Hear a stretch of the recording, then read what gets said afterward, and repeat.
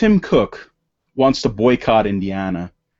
Tim Cook, who is the CEO of Apple, and he wants to. He thinks that Indiana is just an awful place that they would enact this legislation. And at the same time as this, Apple is opening up stores in Saudi Arabia, Dubai, everywhere in the Middle East. They're doing this, and there are people who have been getting, murdered for being gay. We're not talking about having the possibility open up that somebody might get discriminated against, maybe if the courts allow it somewhere down the road, which is what's happening in Indiana, possibly. And Mike Pence says that that's not the case anyway, and all previous court cases say that that's not the case anyway. Tim Cook is having this problem with Indiana and wants to boycott it when he is actively participating in business in places that literally kill people for being gay. They literally kill people for being gay.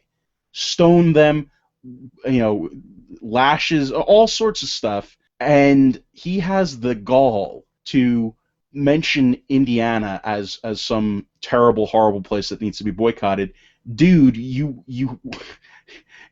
have stuff being manufactured in China, which has huge civil rights violations. You have businesses opening up. Isn't he having to put nets outside? There was this story, which may have been a lie, but nets outside of his high-rise buildings to keep his Chinese people from jumping out the window to their death. I mean, there were suicide nets to catch them when they jump out the window. I see. To me, I thought that was a part of their exercise program. Yeah, that was a fun way that they could leave the office at the end of the day, because they're only working 20 hours a day, whatever, so that they could have a nice, fun, relaxing, jump back to their. Actually, they do it after drinking Mountain Dew. Woo!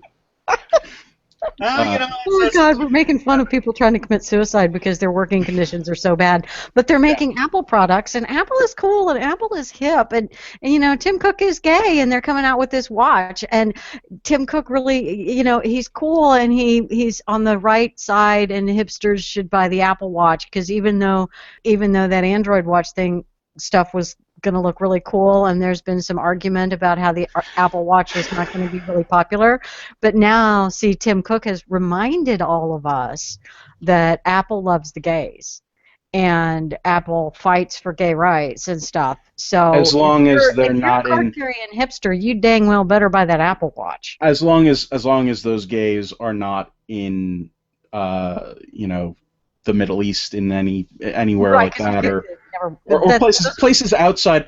They love gays in America. They probably can't afford Apple Watches, so who cares? Right. No, they can afford Apple Watches. I'm sure they can afford Apple Watches. So. Yeah, they don't have the PR of the American and British gays. And what all the shows on TLC.